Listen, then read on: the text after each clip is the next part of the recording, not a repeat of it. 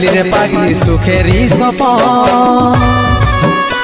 আজ কি কারণে ভাঙলি মন তোর কি ছিলি রে দুশ্মন